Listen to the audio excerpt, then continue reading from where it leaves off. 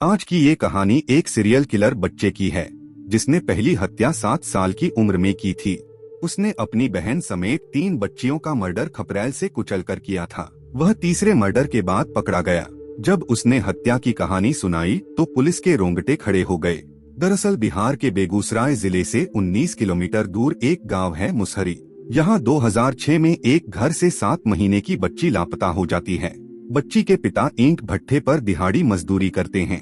परिवार रोता बिलखता है और बेटी को पूरे गांव में तलाशता है, लेकिन वह नहीं मिलती है। परिवार इस गम से उबर ही रहा होता है कि तभी एक और घटना होती है। बच्ची के ताऊ का 8 साल का बेटा भी अचानक गायब हो जाता है। ताऊ का परिवार भी पास में ही रहता है। यह घटना पहली घटना से 6 महीने बाद होती है। इसकी तलाश भी की जाती है, लेकिन पहली बच्ची की तरह इसका भी पता नहीं चलता और पुलिस को भी सूचना नहीं दी जाती है। सभी गांव वाले दहशत में होते हैं। तभी तीसरी घटना 3 महीने बाद जून 2007 में फिर ऐसा ही कुछ होता है। दरअसल स्कूल की छुट्टी हो चुकी होती है। तब गांव की ही एक महिला चुनचुन देवी अपने 6 महीने की बिटिया को, जिसका नाम खुशबू था, उसे स्कूल के आंगन में पेड़ के नीचे सुला रही थी। और जब बेटी सो जाती है तो अचानक उसे कुछ काम याद आता है और बच्ची को चारपाई पर सुलाकर चली जाती है। लेकिन कुछ देर बाद जब लौटकर आती है तो उसकी बेटी वहां से लापता होती है। अब वह घबरा जाती है और इधर उधर बेटी को तलाशने लगती है और लोगों से जाकर घर घर में पूछने लगती है, लेकिन उसको खुशबू दूर दूर तक कहीं नजर ही नहीं आ रही थी।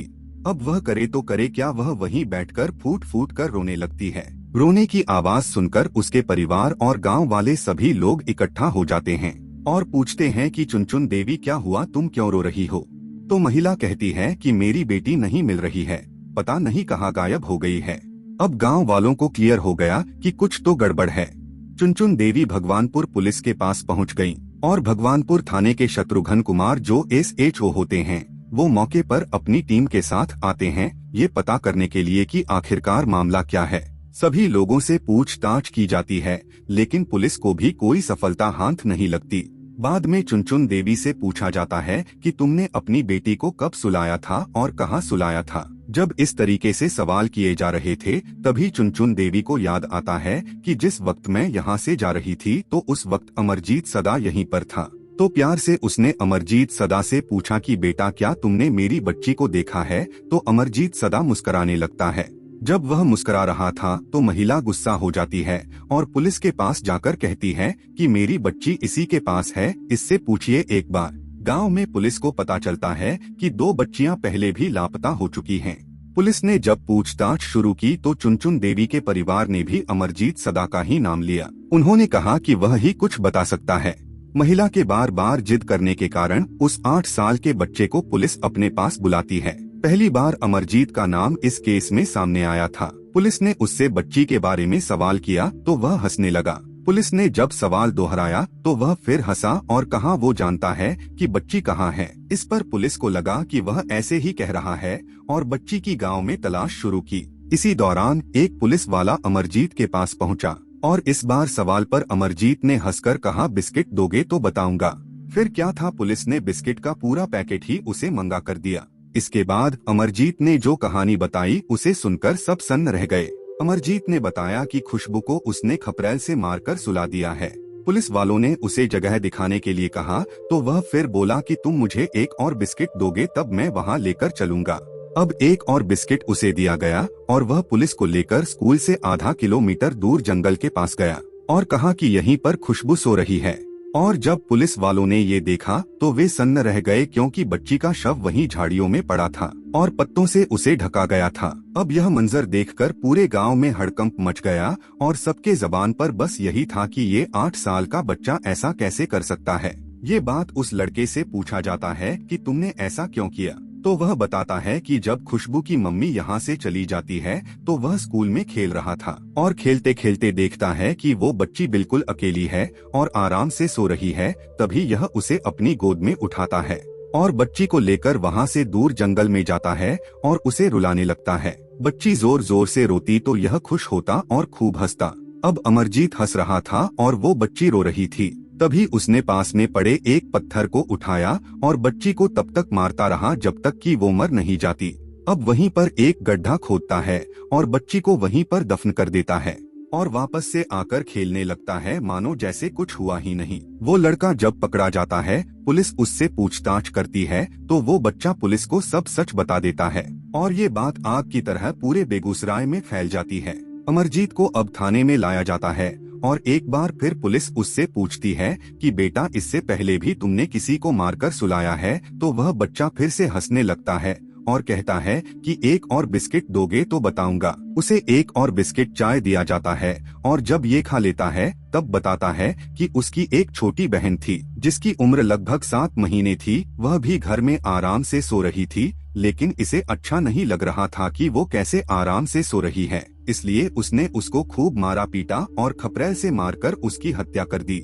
इसके मम्मी पापा कहीं बाहर गए हुए थे और जब घर पर आते हैं तो अपनी बेटी को लहूलुहान देखकर रोने लगते हैं और इस बात को अंदर ही अंदर छुपा लेते हैं और पुलिस तक मामला नहीं जाने देते, क्योंकि बेटी तो हाथ से निकल चुकी थी। अब बेटे को ये खोना नहीं चाहते थे। लेकिन इस मामले पर पुलिस उसके माता पिता को थाने बुलाती है और सारी सच्चाई पूछती है तो वो लोग भी बताते हैं कि हाँ, इसने अपनी छोटी बहन को मार डाला था, हमने इसे बचाने के लिए बात को दबा दिया था। उसके बाद बच्चे से एक बार फिर पूछा जाता है कि तुमने अपनी बहन के अलावा किसी और को भी मारकर सुलाया है? तो बच्चा फिर से मुस्कुराने लगता है और कहता है कि मुझे और बिस्किट मिलेगा तब बताऊंगा, नहीं तो बिल्कुल भी नहीं बताऊंगा। इसके बाद उसे फिर से बिस्किट का पैकेट दिया जाता है और SHO शत्रुघ्न कुमार उससे पूछते हैं कि अब बताओ तुमने किसको मारकर सुलाया है? तो वह बताता है कि जो तीसरी घटना वो खुशबू के साथ की है, उससे करीब 9 महीने पहले वो और उसका चचेरा भाई एक साथ खेल रहे थे।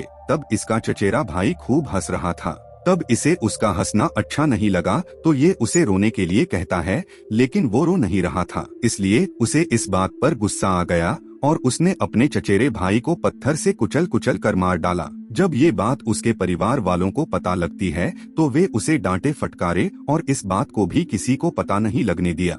उसने अब अपने परिवार में 2 बच्चों की हत्या और गांव की चुनचुन देवी की 6 महीने की बेटी की हत्या का खुलासा किया। उसने बताया कि तीनों को खपरेल से मारकर हत्या की है। तब क्लियर हुआ कि वह एक सीरियल किलर है। अमरजीत से 3 बच्चों की हत्या की कहानी सुनकर पुलिस वालों ने उसके परिवार वालों से कड़ाई से पूछताछ की। कड़ाई से पूछताछ में परिवार ने बताया कि उन्हें पता था कि बच्चों की हत्या उसने ही की है। परिवार के मुताबिक जब बच्चियां गायब हुई थी तो उन्होंने अमरजीत से उनके बारे में पूछा था।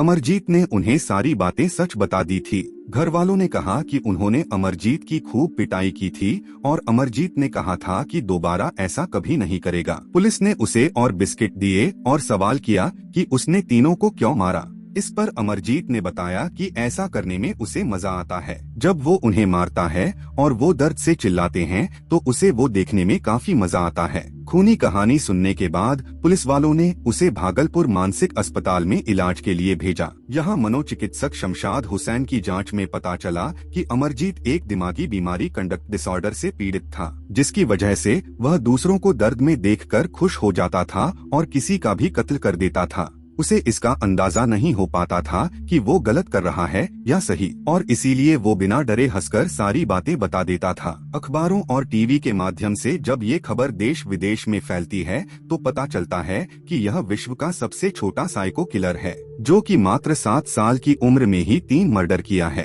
अब पुलिस वाले इसे गिरफ्तार करते हैं और बाल सुधार गृह में रखते हैं, लेकिन ऐसे सीरियल किलर को बाल सुधार गृह में 3 साल से अधिक नहीं रखा जा सकता, इसलिए यह मामला कोर्ट पहुंचता है। हालांकि इसकी बीमारी का पता तो चल ही गया था, इसलिए यह निर्णय लिया गया कि इसे सबसे अलग एकांत जगह में रखा जाए, नहीं तो यह दूसरे बच्चों को नुकसान पहुंचा सकता है और बड़ा अपराधी बन सकता है। इसलिए हर वक्त उस पर नजर रखी जाती थी। और जब ये धीरे धीरे बड़ा हुआ तब कोर्ट का ये निर्णय आया कि इसे कम से कम 18 साल की उम्र तक ऐसे ही बाल सुधार गृह में रखा जाए, और जब तक ये ठीक ना हो जाए, सही से व्यवहार न करे, दूसरों को खुश देखकर खुश न हो, तब तक इसे रिहा न किया जाए। साल 2015 में जब वह लगभग 18 साल का कंप्लीट हो जाता है तब उसको बाल सुधार गृह से बाहर निकाला जाता है, और बाहर निकालने के बाद उसको नया नाम, नई पहचान और एक नई जगह पर भेजा जाता है ताकि वह लोगों के साथ सामान्य व्यवहार कर सके। यदि किसी को इस बात की भनक लग जाए कि यह बचपन में 3 कत्ल किया है तो कोई भी इसके साथ नहीं रहेगा और कोई भी इसको काम पर नहीं लगाएगा। यही सोचकर उसकी पहचान को पूरी तरह से गोपनीय कर दिया जाता है ताकि भविष्य में इस बच्चे पर कोई गलत असर न पड़े।